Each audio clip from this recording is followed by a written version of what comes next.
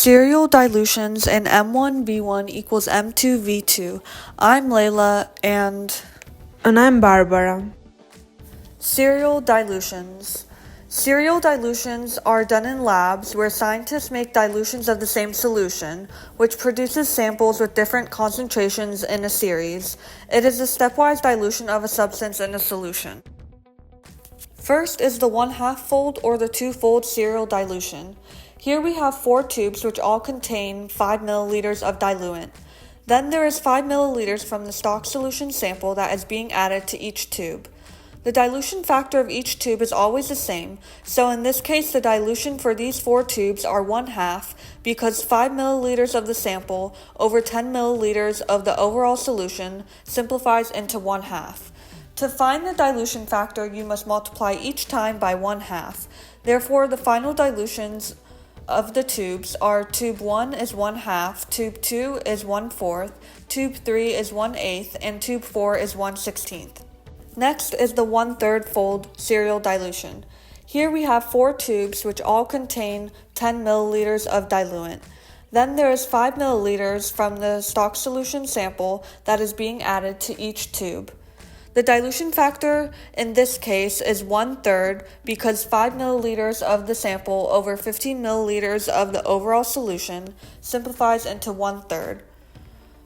To find the final dilution, we'll multiply each time by 1/3, so the final dilution of tube 1 is 1/3, tube 2 is 1/9, tube 3 is 1/27th, and tube 4 is 1/81st.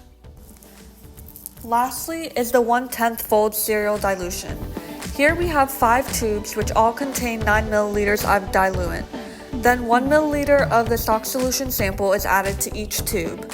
The tube dilution is going to be 1/10 for each tube because there is 1 milliliter of the sample over 10 milliliters of the overall solution. To find the final dilution, we will multiply by the dilution factor of 1/10. Therefore, the final dilutions are tube 1 is 1/10, tube 2 is 1/100, tube 3 is 1/1000, tube 4 is 1/10,000, and tube 5 is 1/100,000. Now we have a question for you. In a series of 4 flasks, there is 4 milliliters of diluent in each flask. 1 milliliter of stock solution is added in each of the flasks. What is dilution factor and final dilution of the third flask? Pause to answer. The dilution factor is 1/5 and the final dilution is 1/125. Did you get it right? Serial dilution with final concentration. Here we have 4 tubes which contain 9 milliliters of diluent and 1 milliliter of stock solution being added to each of the tubes. The stock solution has a concentration of 70 nanograms per milliliter. To find the concentration of the first tube, you must find the tube and final dilution. After this, you multiply the tube dilution by the concentration of the stock solution. After finding out that concentration, you must repeat the steps to get the concentration of each tube. In this case, we multiply each concentration by 1/10. Here, the first tube concentration is equal to 7 nanograms per milliliter. The second tube is 0.7 nanograms per milliliter. The third tube is 0.07 nanograms per milliliter.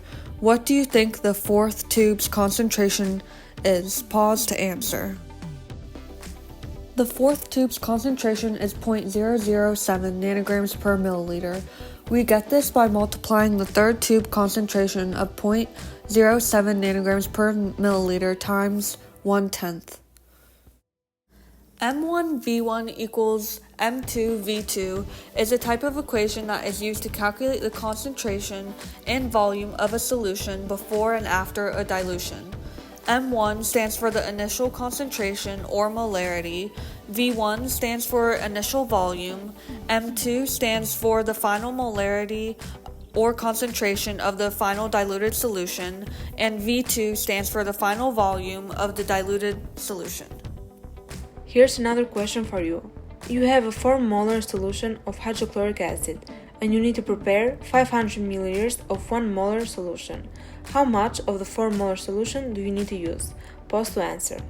you need to use 125 milliliters of the 4 molar HCl solution to prepare 500 milliliters of 1 molar solution.